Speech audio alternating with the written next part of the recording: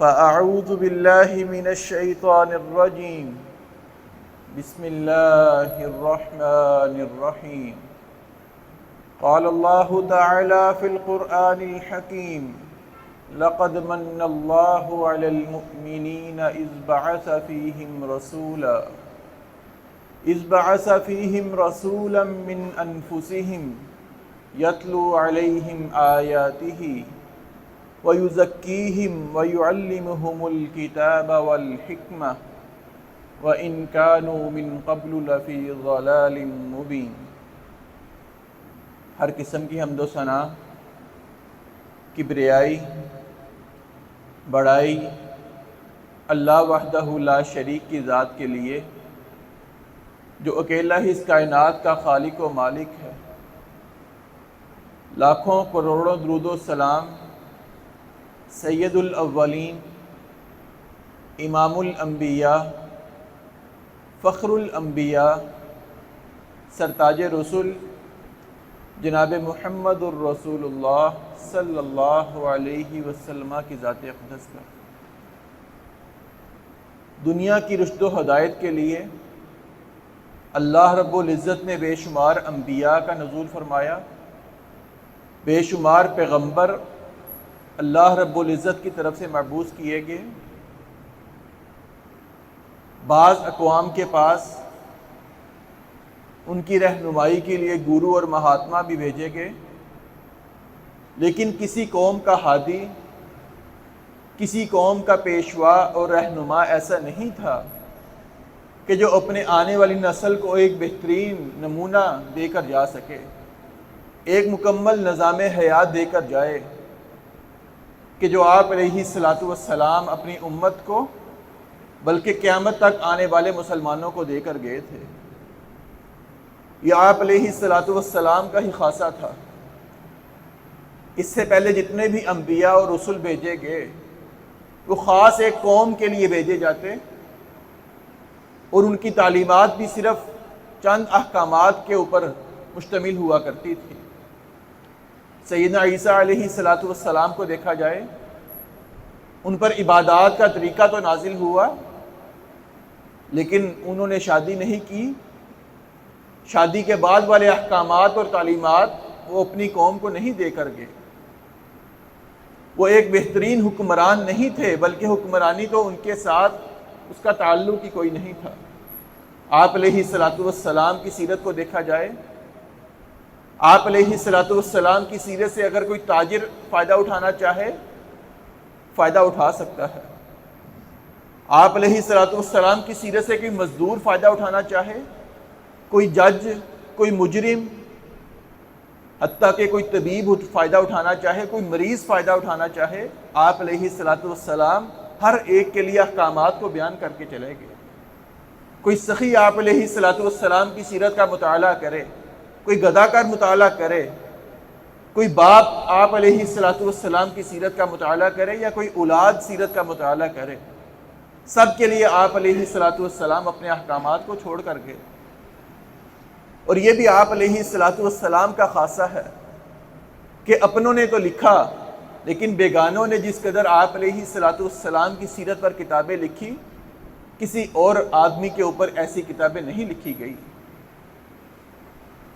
آج سے کچھ سال قبل کی تحقیق کے مطابق 50 سے زیادہ زبانوں میں آپ علیہ الصلاۃ والسلام کی سیرت کو مرتب کر دیا گیا۔ اس میں مسلمان بھی شامل، اپنے بھی شامل، بیگانے بھی شامل۔ جو آپ کے جانی دشمن ہیں وہ بھی آپ علیہ الصلاۃ والسلام کی سیرت پر کتابیں لکھ چکے ہیں، آپ کو سچا نبی مانتے ہیں، سچا انسان تسلیم کرتے ہیں۔ حتیٰ کہ ایک مشہور کتاب کہ 100 کامیاب ترین آدمی، ایک غیر مسلم کی کتاب ہے، اس نے سب سے پہلا نام جو کامیاب آدمیوں کا لکھا وہ آپ علیہ الصلاۃ والسلام کا لکھا۔ اس کے بعد اس نے دوسرے لوگوں کو، آئنسٹائن اور نیوٹن کو کامیاب آدمی کہا، بلکہ آپ علیہ الصلاۃ والسلام سے زیادہ بڑھ کر کہنے لگا کوئی کامیاب آدمی مجھے دنیا میں نظر نہیں آتا۔ ماہ ربیع الاول کا آغاز ہو چکا ہے۔ اسی مناسبت سے آج سے ہم اگلے چند خطبات میں آپ علیہ الصلاۃ والسلام کی سیرت کا اجمالی جائزہ لیں گے کہ آپ علیہ الصلوۃ والسلام کی سیرت کس کس انداز سے کن کن لوگوں کے لیے رول ماڈل بن سکتی ہے۔ آپ علیہ الصلوۃ والسلام کی سیرت کا آغاز آپ کی ولادت سے کرتے ہیں کہ مکہ مکرمہ میں 9 ربیع الاول کو سوموار کے دن صبح فجر کے ٹائم کے بعد اور طلوع آفتاب سے پہلے یعنی سورج نکلنے سے پہلے آپ علیہ الصلوۃ والسلام پیدا ہوتے ہیں۔ آپ کی پیدائش سے قبل آپ کے والد عبداللہ اللہ کے پاس جا چکے ہیں، لیکن آپ کی پیدائش کی خوشخبری اس قدر بڑی تھی، جب آپ کے چچا ابو طالب کو پتہ لگا، آپ کے لونڈی نے ان کو خبر دی کہ آپ کے بھائی کے ہاں بیٹے کی ولادت ہوئی ہے۔ جس لونڈی سویبہ نے آپ کو خوشخبری سنائی، آپ نے خوشی میں اس کو آزاد کر دیا۔ آپ کے دادا جان عبد المطلب کو پتہ لگا، آپ فوراً گھر جاتے ہیں، آپ کو اٹھایا، بیت اللہ میں لے کر آئے، کعبہ کے سامنے کھڑے ہو کر دعا کی، پھر آپ کو آپ کے گھر میں چھوڑا گیا۔ 7ویں دن آپ علیہ الصلوۃ والسلام کا عقیقہ آپ کے دادا جان نے کیا۔ لوگوں نے نام پوچھا، نام کیا رکھا؟ کہا اس کا نام میں نے محمد رکھا ہے صلی اللہ علیہ وسلم۔ یہ نام اس وقت کے حساب سے بہت عجیب و غریب نام تھا، عرب میں اس نام کا رواج نہیں تھا۔ لوگوں نے تعجب کا اظہار کیا، دادا جان نے جواب دیا کہ میری خواہش ہے کہ میرا یہ بیٹا پوری دنیا کے لیے ایک رہنما بن کر آئے، پوری دنیا کے لوگ اس کی عزت کریں، اس لیے میں نے اس کا نام محمد تجویز کیا ہے۔ آپ علیہ الصلوۃ والسلام کی والدہ کا تذکرہ کریں تو آپ کی والدہ کو خواب کے اندر بتا دیا گیا کہ آپ کے ہاں ایک بیٹے کی ولادت ہوگی اور آپ نے اس کا نام احمد رکھنا ہے۔ والدہ کو یقین ہو گیا کہ یہ بیٹا کوئی عام بیٹا نہیں ہوگا، یہ مبارک بیٹا ثابت ہونے والا ہے۔ اسی لیے جب 7ویں دن کے بعد عرب رواج کے مطابق پہلے 7 دن آپ کی والدہ نے اور آپ کے چچا کی لونڈی سویبہ نے آپ کو دودھ پلایا، 8ویں دن جب دائیاں مکے میں بچے لینے آئی، ساری دائیوں نے دیکھا کہ یہ ایک یتیم بچہ ہے، اس کے گھر والے ہمارے اخراجات نہیں اٹھا سکتے، ساری دائیاں آپ علیہ الصلوۃ والسلام کو چھوڑ کر چلی گئی۔ حلیمہ سعدیہ بیان کرتی ہیں کہ جب میں آئی میرے ذہن میں بھی خیال آیا یہ یتیم بچہ ہے، اس کے گھر والے میری ضروریات کو کیسے پورا کریں گے؟ تب اس کی والدہ سیدہ آمنہ نے کہا، اے حلیمہ یہ کوئی عام بچہ نہیں ہے، تو مطمئن ہو جا، تیرے اخراجات بھی پورے ہوں گے اور اس کے نظریے اللہ رب العزت تجھے خوشحالی بھی دیں گے، یہ بہت مبارک بچہ ثابت ہونے والا ہے۔ سیدہ آمنہ بیان کرتی ہیں کہ پھر حلیمہ سعدیہ خود بیان کرتی ہیں کہ جب میں اس بچے کو لے کر اپنی سواری پر بیٹھتی ہوں، میری سواری بھی کمزور تھی، ساری دائیاں آگے نکل چکی تھی، میری سواری سب سے پیچھے تھی، آپ علیہ الصلوۃ والسلام کو میں نے اپنی سواری پر سوار کیا، میری سواری سب سے آگے نکل جاتی ہے۔ ساری عورتیں تعجب کا اظہار کر رہی ہیں کہ یہ یتیم بچہ مکے میں تھا جس کو سارے چھوڑ کر آئے، حلیمہ تو کیوں لے کر آئی؟ اس کے اندر کون سی خاص بات ہے کہ تیری سواری سب سے تیز چلنے لگی؟ یہ آپ علیہ الصلوۃ والسلام کی بچپن کی برکات تھی۔ اس کے بعد حلیمہ سعدیہ خود بیان کرتی ہیں کہ ایک دن میری بیٹی اور اس کی بہن آپ علیہ الصلوۃ والسلام کی رضائی بہن شیمہ ان کو باہر لے جاتی ہے کھلانے کے لیے۔ تھوڑا ٹائم گزرا، میں نے دیکھا کہ آپ علیہ الصلوۃ والسلام گھر واپس نہیں آئے، میں پریشان ہو گئی، دیکھا کہ آپ کی بہن آپ کو دور دراز علاقے میں لے چکی تھی۔ میں جا کر اپنی بیٹی کو ڈانٹا کہ اتنی گرمی کا موسم ہے، کیوں تو محمد کو باہر لے کر آئی ہے؟ کہنے لگی، اماں جان آپ کے بیٹے کو کہیں بھی دھوپ نے پریشان نہیں کیا، آپ کا بیٹا جہاں بھی جاتا ہے اللہ رب العزت کی طرف سے اس کے سر پر ایک بادل آ جاتا ہے، بادل کا سایہ آپ علیہ الصلوۃ والسلام پر آ جاتا۔ حلیمہ سعدیہ بیان کرتی ہیں میں نے خود آسمان کی طرف دیکھا، جہاں جہاں آقا علیہ الصلوۃ والسلام جا رہے تھے آپ علیہ الصلوۃ والسلام کے اوپر بادلوں کا سایہ آ جاتا۔ یہ آپ علیہ الصلوۃ والسلام کی برکات بچپن کے اندر اللہ رب العزت نے ظاہر کر دی۔ پھر اسی طرح تھوڑی سی عمر میں اضافہ ہوا، آپ علیہ الصلوۃ والسلام اپنے دیگر رضائی بھائیوں کے ساتھ باہر کھیلنے کے لیے جاتے ہیں، بکریاں چرانے کے لیے گئے۔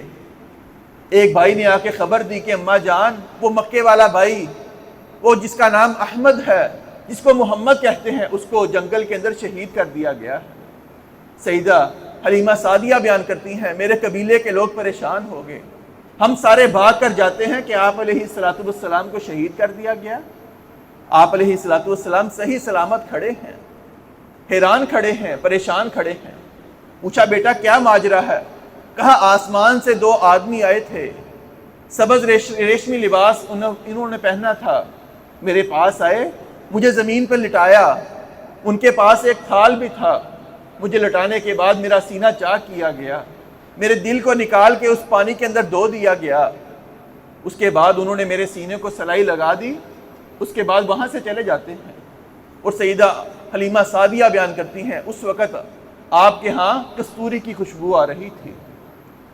لوگوں نے یہ منظر دیکھا تو حیران پریشان ہو گئے کہ یہ معاملہ کوئی عام معاملہ نہیں ہے، لیکن سیدہ حلیمہ بیان کرتی ہیں میرے لیے مطمئن تھی، کیونکہ میں نے آپ علیہ السلام کی برکتیں پہلے بھی دیکھ چکی تھی۔ میرے قبیلے کے لوگوں نے کہا اس کو کسی آدمی کے پاس لے کر جاؤ، اس کا علاج کرواؤ، شاید کوئی بیماری ہو۔ ایک یہودی راہب کے پاس میں اس کو لے کر جاتی ہوں۔ جب اس یہودی راہب نے دیکھا کہ اس کے یہ واقعات ہیں، آپ علیہ السلام نے خود اس کو منظر بیان کیا، وہ سمجھ گیا کہ یہ تو آخری نبی آنے والا ہے، لیکن وہ یہودی تھا۔ اس نے کہا قبیلے کے لوگوں اس آدمی کو قتل کر دو، یہ وہی آدمی ہے جو بڑا ہو کر تمہارے معبودوں کو جھوٹا کہے گا، تمہارے خداؤں کو یہ نعوذ باللہ مارے گا، تمہارے بتوں کو گرا دے گا، اس آدمی کو قتل کر دو جتنا جلدی ہو سکے۔ سیدہ حلیمہ سعدیہ بیان کرتی ہیں مجھے یقین ہو گیا کہ یہ واقعتاً آپ علیہ السلام کوئی عظیم شخصیت ہیں۔ میں نے اس راہب سے آپ کا ہاتھ چھڑایا، اس کو اپنے ہاں گھر لے آتی ہوں۔ پھر آپ علیہ السلام ابھی 5 سال کی عمر کے ہیں۔ حلیمہ سعدیہ بیان کرتی ہیں کہ آپ علیہ السلام میری خدمت کیا کرتے، میں بکریاں چرانے جاتی، مجھے آپ علیہ السلام منع کیا کرتے کہ آپ والدہ نہ جائیں، میں آپ کی جگہ جا کر بکریاں چرایا کروں گا۔ حلیمہ سعدیہ نے آپ کا خیال کیا، خیال کرنے کے بعد ایک مدت کے بعد آپ کو مکہ میں چھوڑ آتی ہیں۔ مکہ میں واپس آئی، 6 سال کی عمر ہے، آپ علیہ السلام کی والدہ بھی دنیا سے چلی جاتی ہیں، آپ کے دادا جان بھی دنیا سے چلے گئے۔ اس کے بعد پھر آپ کی پرورش آپ کے چچا ابو طالب نے کی۔ سیدہ حلیمہ سعدیہ بیان کرتی ہیں کہ بچپن میں آپ علیہ السلام کی طرح کا بچپن میں نے کسی بچے کا بچپن نہیں دیکھا۔ نہ آپ نے کبھی کسی بچے کی طرح ضد کی، نہ کبھی کوئی ایسی شرارت کی کہ جس پر کسی انسان کو غصہ آئے، نہ کسی کو برا بلا کہا، نہ کسی کو آپ علیہ السلام نے بچپن کے اندر مارا، نہ کبھی گالم گلوچ کی، نہ بری محفلوں میں جایا کرتے، بلکہ لوگ بچے کھیلنے باہر جایا کرتے، آپ کو آواز دی جاتی آؤ محمد کہہ لیں، فرمانے لگتے کہ مجھے اللہ نے اس کام کے لیے پیدا نہیں کیا، بلکہ آپ علیہ السلام کا بچپن بھی باکمال تھا۔ اسی لیے جب آپ کے دادا جان اور آپ کے چچا عبد المطلب سے گواہی طلب کی گئی کہ آپ نے اپنے بھتیجے کو کیسا پایا ہے، کہا کہ ایسا بچپن ہم نے آج تک کسی بچے کا نہیں دیکھا جو آپ علیہ السلام کو اللہ رب العزت نے عطا کیا تھا۔ سیدہ حلیمہ بیان کرتی ہیں، بلکہ ابو طفیل راوی بیان کرتے ہیں رضی اللہ تعالیٰ عنہ، کہا کہ ایک دفعہ آپ علیہ السلام صحابہ کرام میں بیٹھے ہیں، ایک بوڑھی عورت آ رہی ہے، سامنے سے آپ نے دیکھا، آپ اپنی جگہ سے کھڑے ہو جاتے ہیں، آگے جا کر استقبال کیا، اپنے سر سے کپڑا اتارا، اپنی پگڑی اتاری، ان کے لیے بچھا دی، کہا کہ اس کے اوپر بیٹھیے، آپ کی خدمت کی۔ تھوڑی دیر وہ بیٹھی، جب چلی گئی صحابہ کرام حیران ہو کر پوچھتے ہیں اللہ کے رسول یہ عورت کون تھی؟ کہا یہ میری رضائی ماں تھی جس نے مجھے بچپن میں دودھ پلایا تھا، یہ حلیمہ سعدیہ تھی۔ آپ علیہ السلام کے پاس جب یہی والدہ دوبارہ آئیں، آ کر شکایت کی کہ اللہ کے رسول اے میرے بیٹے، میرے قبیلے کے لوگوں کو آپ کے صحابہ نے گرفتار کیا ہے، قیدی بنا لیا ہے، تم اپنے خاندان والوں کو قیدی بناؤ گے؟ تم نے اپنی پھپھیوں کو، اپنی خالاؤں کو قیدی بنا لیا؟ آپ علیہ السلام نے فوراً صحابہ اکرام کو بلایا، کہا یہ میری رضائی ماں ہے، اس کے قبیلے کے لوگوں کو ہم نے قیدی بنایا ہے، اگر تم اجازت دو تو میں ان کو رہا نہ کر دوں۔ صحابہ اکرام نے اجازت دی کہ آپ ان کو رہا کریں۔ سارے کے سارے لوگ اسی وقت کلمہ پڑھ کر مسلمان ہو جاتے ہیں۔ آپ علیہ السلام نے اپنی والدہ کی خدمت تو نہیں کی خاص طور پر، کیونکہ 6 سال کی عمر تھی، آپ کی والدہ دنیا سے جا چکی ہیں۔ لیکن آپ علیہ الصلوۃ والسلام آخری عمر تک ان سے محبت کا اظہار کیا کرتے۔ جب بھی مدینہ سے باہر اس راستے پر نکلتے، آپ کی قبر پر جاتے، زار و کتار رویا کرتے۔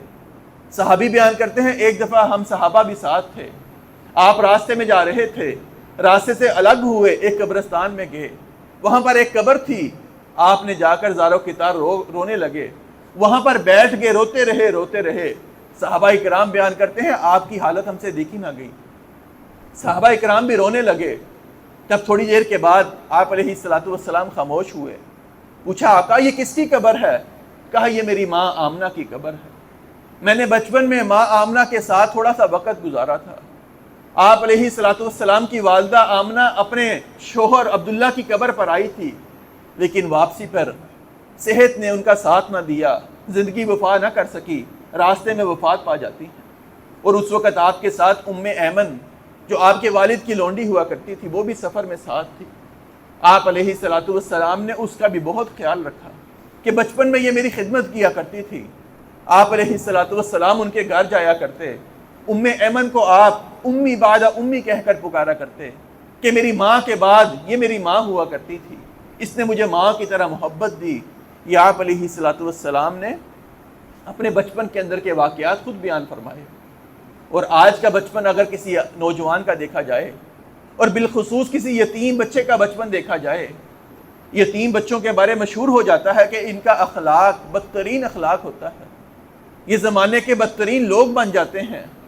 لیکن آپ علیہ الصلوۃ والسلام کا بچپن، باپ کو دیکھا تک نہیں، ماں کی عمر 6 سال ہے، ماں بھی جدا ہو گئی، دادا نے آپ کی پرورش کی، تھوڑی دیر کے بعد دادا بھی دنیا سے چلے گئے، آپ کے چچا عبد المطلب بھی چلے گئے، لیکن اس کے باوجود آپ علیہ الصلوۃ والسلام کا بچپن بے عیب گزرا۔ آپ علیہ الصلوۃ والسلام کا بچپن بچوں کے لیے ایک بہترین سیرت بن کر گزرا۔ آپ علیہ الصلوۃ والسلام نے خود واقعہ بیان کیا کہ چھوٹے ہوتے ایک دفعہ کوئی میلہ لگا تھا جہاں پر گفتگو بھی ایسی ہوا کرتی کہ جو دین کے شایان شان نہیں تھی۔ آپ نے اپنے گھر والوں سے ضد لگائی کہ میں نے بھی محفل میں جانا ہے، میلے میں جانا ہے۔ آپ بیان کرتے ہیں کہ مجھے راستے میں لے کر جایا گیا، لیکن راستے کے اندر مجھے ایسی نیند طاری ہوئی، میں راستے میں سو گیا، اور جب تک وہ محفل جاری رہی اللہ رب العزت نے مجھے سلائے رکھا، میری آنکھ نہیں کھلی، اور اللہ رب العزت نے مجھے ایسی محفل سے بچا لیا۔ آپ علیہ الصلوۃ والسلام کا بچپن ہی تھا کہ جب بیت اللہ میں یہ جھگڑا ہوا کہ بیت اللہ کا حجر اسود کو کون سا قبیلہ اٹھا کر وہاں پر نصب کرے گا، قبیلوں کی لڑائی ہونے لگی، قریب تھا کہ آپ کے ہاں ہوتے ہوئے وہاں پر جنگ کا منظر بن جاتا۔ آپ علیہ الصلوۃ والسلام نے بچپن کے اندر یہ فیصلہ کیا کہ جو صبح کے وقت سب سے پہلے آئے گا وہ فیصلہ کرے گا کہ اس کو کون سا قبیلہ رکھے گا۔ اللہ کی کرنی ایسی ہوئی، صبح کے وقت سب سے پہلے آپ علیہ الصلوۃ والسلام بیت اللہ میں آتے ہیں، اس کے بعد سارے قبائل آئے، لوگوں نے کہا کہ آپ سب سے پہلے آئے ہیں، فیصلہ کریں۔ آپ علیہ الصلوۃ والسلام نے بہترین فیصلہ کیا، کہا 4 قبیلے ہیں، ایک کپڑے کے اندر حجر اسود کو رکھا جائے، چاروں قبیلے کے سردار اس کپڑے کو پکڑیں، ایک ایک کنارے سے اوپر اٹھائیں، میں اپنے ہاتھ سے نصب کروں گا۔ یہ جھگڑا آپ علیہ الصلوۃ والسلام نے ختم کر دیا۔ بچپن گزرنے کے بعد 25 سال کی عمر آئی، آپ علیہ الصلوۃ والسلام نے پہلا نکاح کیا۔ سیدہ خدیجہ رضی اللہ تعالیٰ عنہ جو 2 مرتبہ بیوہ ہو چکی تھی، ان کی عمر بھی 40 سال تھی، آپ علیہ الصلوۃ والسلام نے پہلا نکاح ان کے ساتھ کیا۔ ان کے ہوتے ہوئے آپ علیہ الصلوۃ والسلام نے دوسرا کوئی نکاح نہیں کیا، ان سے وفاداری کی، کیونکہ سیدہ خدیجہ رضی اللہ تعالیٰ عنہ نے اسلام کے شروع میں جو آپ کی خدمت کی، جو آپ کو سہارا دیا، آپ کا حوصلہ بڑھایا، مالی طور پر آپ کی مدد کی، وہ آپ علیہ الصلوۃ والسلام آخری عمر تک نہیں بھول سکے۔ اسی لیے سیدہ خدیجہ کے ہوتے ہوئے آپ نے دوبارہ دوسرا کوئی نکاح نہیں کیا۔ سیدہ خدیجہ کے بعد، ان کی وفات کے بعد، آپ علیہ الصلوۃ والسلام نے 50 سال کی عمر پر پہنچنے پر دوسرا نکاح کیا، وہ بھی سیدہ سودا رضی اللہ تعالیٰ عنہ، وہ بھی بیوہ عورت تھی۔ یاد رکھیے کل نکاح آپ علیہ الصلوۃ والسلام کے 11 ہیں، جس میں سے 8 عورتیں ایسی تھیں جو بیوہ تھی، ایک عورت ایسی تھی جس کو طلاق ہو چکی تھی، اور ایک عورت ایسی تھی کہ جس کا شوہر مرتد ہو چکا تھا۔ اور صرف سیدہ عائشہ رضی اللہ تعالیٰ عنہ ایسی عورت تھی جو باکرہ تھی، جن سے پہلا نکاح آپ علیہ الصلوۃ والسلام نے کیا تھا۔ آپ علیہ الصلوۃ والسلام نے تیسرا نکاح سیدہ عائشہ رضی اللہ تعالیٰ عنہ سے کیا۔ چوتھا نکاح آپ علیہ الصلوۃ والسلام نے سیدہ حفصہ جو سیدنا عمر کی بیٹی تھی، وہ بیوہ ہو گئی، ان سے نکاح آپ علیہ الصلوۃ والسلام نے کیا۔ پانچواں نکاح سیدہ زینب رضی اللہ تعالیٰ عنہ سے کیا، یہ بھی بیوہ تھی۔ اس کے بعد ام سلمہ رضی اللہ تعالیٰ عنہ، یہ بھی جب سیدنا سلمہ رضی اللہ تعالیٰ عنہ شہید ہو گئے، اس کے بعد ام سلمہ بیوہ ہو گئی، چھوٹے چھوٹے بچے تھے، ان کا سہارا کوئی نہیں تھا، آپ علیہ الصلوۃ والسلام نے خود نکاح کا پیغام بھیجا۔ اس کے بعد سیدہ ام حبیبہ رضی اللہ تعالیٰ عنہ، ان کا شوہر مرتد ہو چکا تھا، آپ علیہ الصلوۃ والسلام نے ان کو نکاح کا پیغام بھیجا۔ سیدہ ام حبیبہ بیان کرتی ہیں کہ نکاح کا پیغام بھیجنے سے قبل وہ رات میں سوئی، مجھے خواب کے اندر کسی نے ام المؤمنین کہہ کے پکارا، میں سمجھ گئی کہ آپ علیہ الصلوۃ والسلام سے میری شادی ہوگی۔ کہنے لگی میں صبح اٹھی، اسی دن آپ علیہ الصلوۃ والسلام نے مجھے نکاح کا پیغام بھیج دیا۔ سیدہ ام حبیبہ کے بعد آپ نے نکاح سیدنا زینب بنت جحش سے کیا، یہ بھی مطلقہ تھی، ان کے بھی شوہر نے ان کو طلاق دے دی تھی۔ اس کے بعد آپ علیہ الصلوۃ والسلام نے سیدہ جویریہ سے نکاح کیا۔ اس کے بعد سیدہ صفیہ رضی اللہ تعالیٰ عنہ سے نکاح کیا، جو 2 مرتبہ بیوہ ہوئی تھی، اور یہ وہ واحد عورت تھی جو سیدنا ہارون علیہ الصلوۃ والسلام کی نسل سے تھی۔ ایک مرتبہ سیدہ حفصہ سے سیدہ صفیہ کی کوئی آپس میں کوئی بات ہوئی، کوئی بحث تکرار ہوا، سیدنا عمر کی بیٹی حفصہ نے سیدہ صفیہ کو طعنہ دیا کہ تم تو یہودی عورت ہو، تمہارے پچھلے خاندان والے یہودی تھے، ہم تو آپ علیہ الصلوۃ والسلام کے خاندان سے ہیں، ہمارا تو ان سے نسب بھی ملتا ہے، تمہارا نسب نہیں ملتا۔ سیدہ صفیہ پریشان ہو گئی، رونے لگی۔ آپ علیہ الصلوۃ والسلام کو پتہ لگا، کہا کہ تم نے جواب کیوں نہیں دیا؟ تم نے کہنا تھا میرا باپ بھی نبی تھا، میں تو سیدنا ہارون کی نسل سے ہوں، میرا چاچا سیدنا موسیٰ بھی نبی تھے، آپ علیہ الصلوۃ والسلام میرے شوہر ہیں، تم سب سے زیادہ میری فضیلت ہے کہ میں نبیوں کی نسل سے عورت ہوئی ہوں۔ آپ علیہ الصلوۃ والسلام نے سیدہ صفیہ کو بھی حوصلہ دیا، وہاں جا کر سیدنا عمر کی بیٹی حفصہ کو منع کیا کہ ایسی باتیں عورتوں کو نہیں کہا کرتے، کسی کو طعنہ نہیں دیا کرتے۔ اس کے بعد آخری نکاح سیدنا میمونہ سے کیا، وہ بھی ایک بیوہ عورت تھی۔ یہ 11 نکاح آپ علیہ الصلوۃ والسلام نے کیے۔ اس کے بعد 2 لونڈیاں بھی آپ کے پاس تھی، ایک کا نام ماریہ قبطیہ اور ایک کا نام ریحانہ تھا۔ یہاں پر اعتراض کرنے والے اعتراض کرتے ہیں کہ آپ علیہ الصلوۃ والسلام نے 11 نکاح کیے، نعوذ باللہ آپ علیہ الصلوۃ والسلام نے اتنی عورتوں سے نکاح کیوں کیے؟ جبکہ آپ علیہ الصلوۃ والسلام کی سیرت کا مطالعہ کیا جائے، عین جوانی کی عمر آپ علیہ الصلوۃ والسلام نے صرف ایک بیوہ کے ساتھ گزاری تھی۔ 25 سال آپ کی عمر تھی جب آپ نے پہلا نکاح کیا، اور 25 سال اس کے بعد کہ آپ نے صرف ایک بیوہ کے ساتھ گزارے جو عمر میں بھی آپ سے 15 سال بڑی تھی۔ آپ نے خود فرمایا ما لی فی النساء من حاجۃ، مجھے کوئی ایسی خواہش نہیں جس کی وجہ سے میں نکاح کرتا ہوں، بلکہ صحابہ کرام نے کچھ اسباب بیان فرمائے کہ آپ نے متعدد نکاح کیوں کیے تھے۔ سب سے پہلی وجہ کہ اس زمانے کے لوگ بیواؤں کے حقوق ادا نہیں کیا کرتے تھے۔ بیوہ عورت اس زمانے کی بدترین عورت شمار کی جاتی، اس کو ایک زندہ لاش سمجھا جاتا، اگر کوئی شوہر کسی کو طلاق دے دے اس عورت کو بھی منحوس سمجھا جانے لگتا۔ آپ علیہ الصلوۃ والسلام نے بیواؤں کے حقوق بیان کرنے کے لیے، ان کا سہارا بننے کے لیے 8 نکاح بیواؤں سے کیے۔ اس کے بعد اس زمانے کی زمانہ جاہلیت کے رواج کو ختم کرنے کے لیے کہ بیوہ عورت منحوس ہے یا طلاق یافتہ عورت منحوس ہے، آپ نے اس لیے بھی نکاح کیے کہ اس رواج کو ختم کیا جائے۔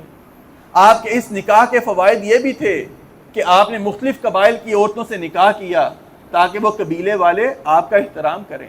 آپ کے جانی دشمن تھے، جب بیٹی دے دی اس کے بعد جانی دشمن نہیں رہے، بلکہ آہستہ آہستہ وہ آپ علیہ الصلوۃ والسلام کے قریب ہوتے گئے اور مسلمان ہو گئے۔ یہ آپ علیہ الصلوۃ والسلام نے اس لیے بھی نکاح کیے کہ عورتوں سے حسن سلوک کے معاملات کو بیان کیا جائے۔ نکاح کی وجہ یہ بھی تھی کہ آپ علیہ الصلوۃ والسلام مردوں کے فرائض تو بیان کیا کرتے تھے، مردوں کی ذمہ داریاں، ان کے مسائل بیان کیا کرتے تھے۔ ضرورت اس بات کی بھی تھی کہ عورتوں کے مسائل بیان کیے جائیں۔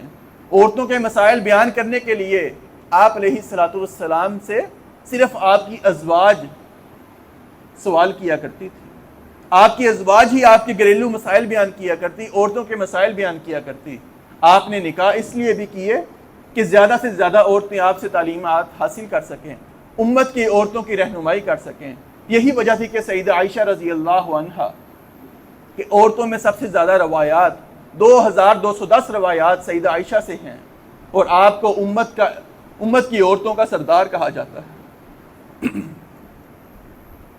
بڑے بڑے صحابہ اکرام بیان کرتے ہیں، ہم جب کسی مسئلے میں پھنس جاتے، ہمیں کسی کا حل نہ نکلتا، اس وقت ہم سیدہ عائشہ کے پاس جاتے، ان سے سوال کرتے، وہ ہمیں آپ علیہ السلام کی سیرت کی روشنی میں سوالات کے جواب دیا کرتی۔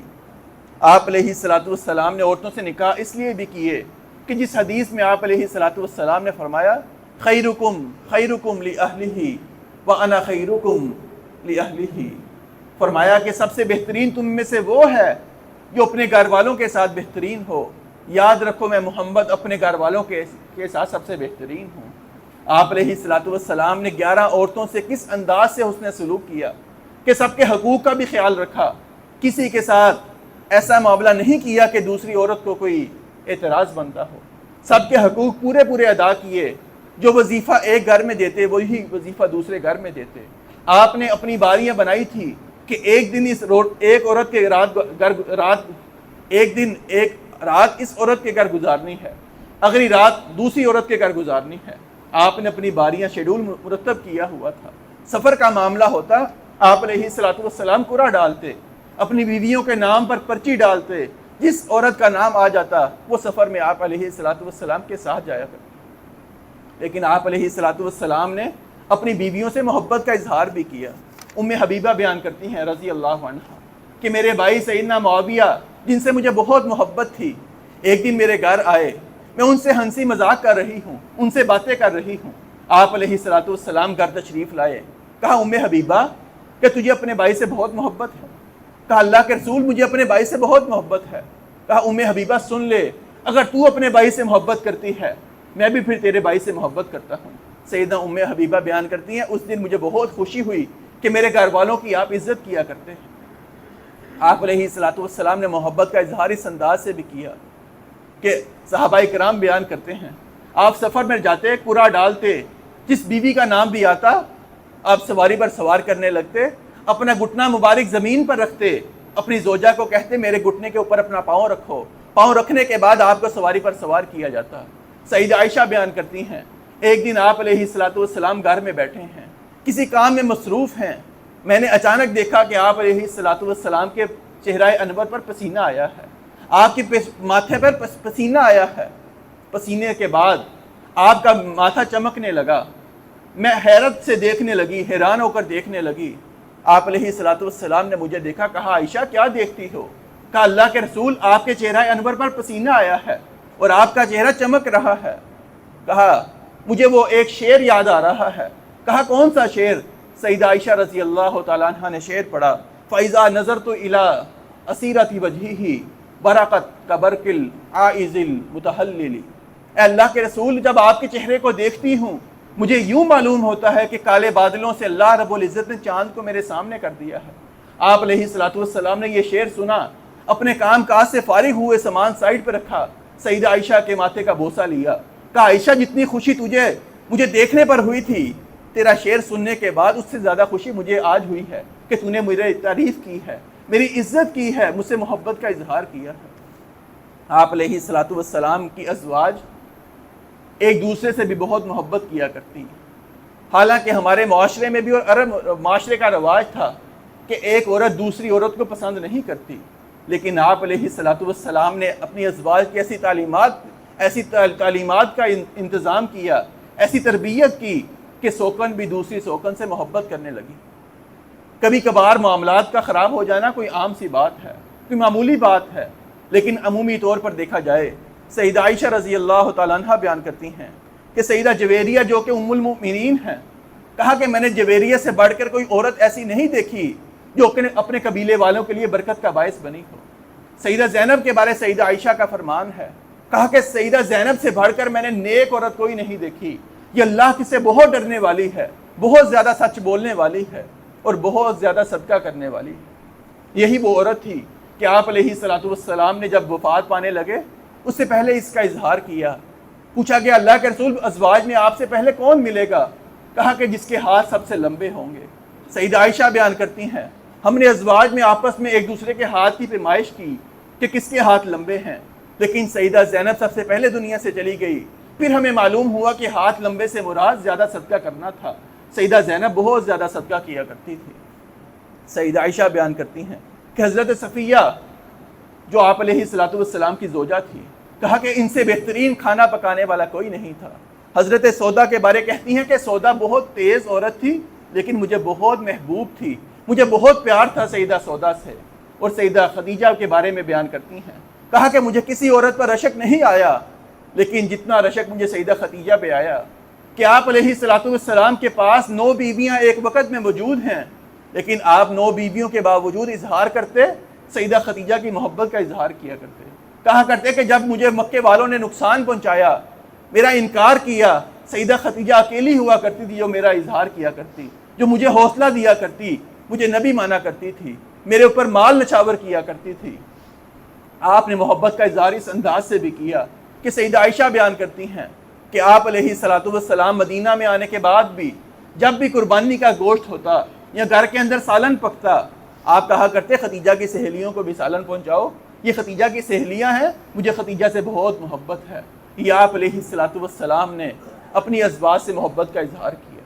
یہی ازواج تھی کہ جنہوں نے دین کی تعلیمات کا بیڑا اٹھا لیا.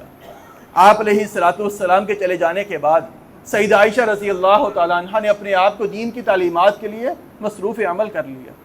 آج ہماری گھر کی خواتین کو دیکھا جائے تو دین کے بارے میں بنیادی معلومات بھی نہیں ہیں، اور سیدہ عائشہ رضی اللہ تعالیٰ عنہ کا مقام دیکھا جائے بڑے بڑے صحابہ بیان کرتے ہیں ہمیں مشکل ترین مسائل سے نکالنے والی، مشکل ترین سوالات کا جواب دینے والی ایک عورت سیدہ عائشہ رضی اللہ تعالیٰ عنہ ہوا کرتی. آپ کے مالی بعد کی بات کی جائے کہ آپ صدقہ خیرات کتنا دیا کرتی. ہزاروں میں دینار آپ کے پاس آتے، ایک دن کے اندر 1000 دینار صدقہ کر دیا کرتی. حتیٰ کہ صحابی بیان کرتے ہیں ایک دن آپ کے بھانجے نے آپ کو 1000 دینار دیا، 1000 دینار سونے کا ہے. اسی دن آپ نے سارا صدقہ کر دیا.